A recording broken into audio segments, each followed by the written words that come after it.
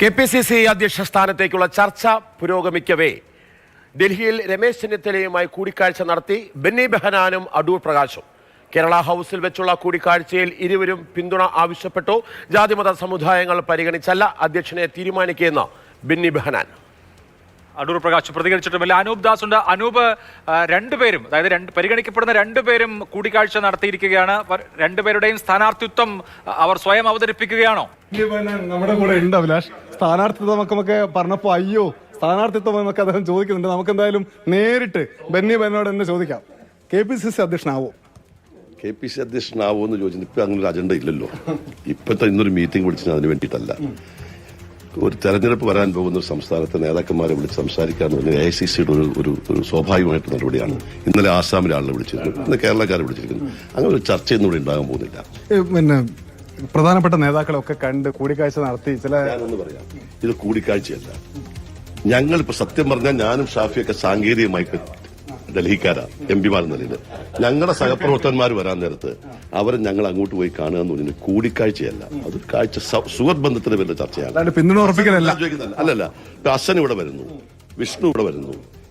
ഞാൻ പറഞ്ഞല്ലോ സാങ്കേതികമായി ഞങ്ങൾ ഡൽഹിക്കാരപ്പോ അങ്ങനെ വരാൻ നേരത്ത് അവരെ നമ്മൾ പോയി കാണുക എന്നുള്ളത് ഞങ്ങളുടെ മര്യാദയാണ്. അങ്ങനെ ഞങ്ങളോട് പോയി കാണും. ഞാൻ ഇന്നത്തെ ദിവസത്തിന്റെ പ്രത്യേകത കൊണ്ട് നിങ്ങൾ കൂടിക്കാഴ്ചയാക്കി വരും. ഞാൻ എന്ന് അസൻ ഇവിടെ വന്നിട്ടുണ്ടോ, എന്ന് രമേശ് ഇവിടെ വന്നിട്ടുണ്ടോ, ഞാൻ ഡൽഹിയിലുണ്ട്. രമേശ് എന്നല്ല, പിന്നെ ഇപ്പൊ VD സതീശൻ വരും, ഞാൻ സതീശനെ ഞാൻ പോയി കാണും.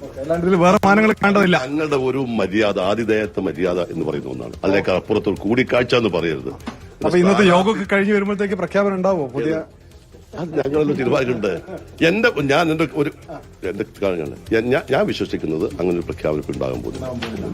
ഓക്കെ, എന്തായാലും പ്രധാനപ്പെട്ട ലീഡേഴ്സ് ഒക്കെ ഇവിടെയുണ്ട്. MM മസൻജി ഉണ്ട്, PC വിഷ്ണുനാഥ് MP ഉണ്ട്, അതേപോലെ തന്നെ ഷാഫി പറമ്പിൽ. കൂടിക്കാഴ്ചയല്ല, വലിയ മാറ്റം ഉണ്ടാവോ കേരളത്തിലെ കോൺഗ്രസ്? അതൊക്കെ ഹൈക്കമാൻഡ് തീരുമാനിക്കേണ്ട കാര്യമാണ്.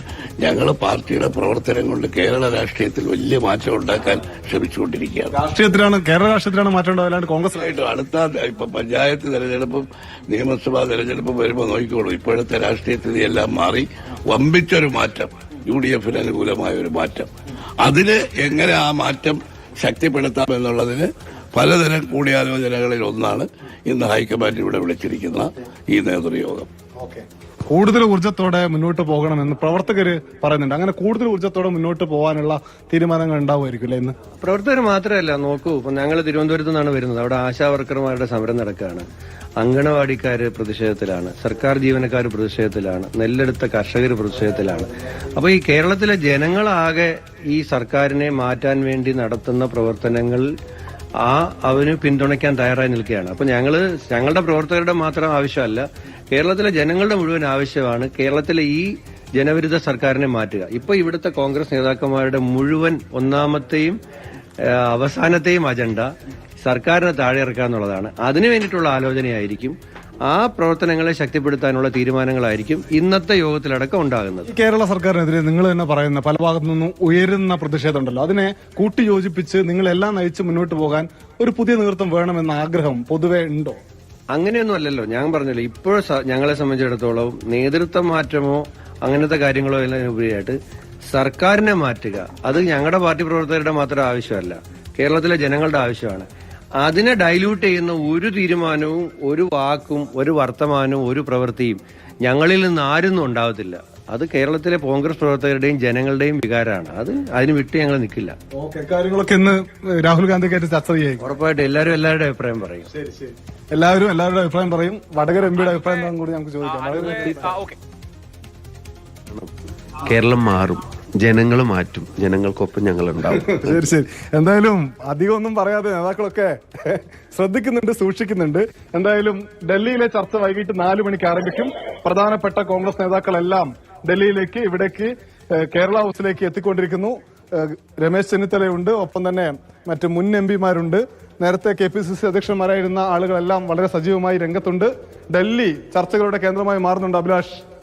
തീർച്ചയായും അനൂപ്, അപ്പോഴും ഇപ്പോൾ കേരളത്തിൽ നിന്ന് നേതാക്കൾ വരുമ്പോൾ ഞങ്ങൾ കാണുന്നത്, എം പിമാർ കാണുന്നത് സ്വാഭാവികമാണെന്ന് പറയുമ്പോഴും ആ റൂമിലിരിക്കുന്നവരെല്ലാം എ ഗ്രൂപ്പ് നേതാക്കളാണ്.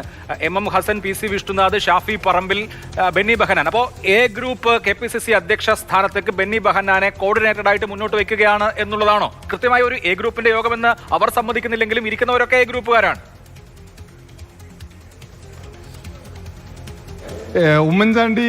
ഉമ്മൻചാണ്ടിക്ക് ശേഷം കാര്യമായ ഒരു ലീഡർഷിപ്പോ അതല്ലെങ്കിൽ ഒരു ഏകോപനമോ ഒന്നുമില്ലാതെ നിന്നിരുന്ന എ ഗ്രൂപ്പിനുൾപ്പെടെ കൂടുതൽ സജീവമായി രംഗത്ത് വരാനുള്ള ഒരു അവസരം ഇപ്പോഴത്തെ നിലയിൽ ഉണ്ട് എന്ന് ചില നേതാക്കൾ മനസ്സിലാക്കുന്നുണ്ട്. അതിനനുസരിച്ചുള്ള ഇടപെടൽ നടക്കുന്നുണ്ട്.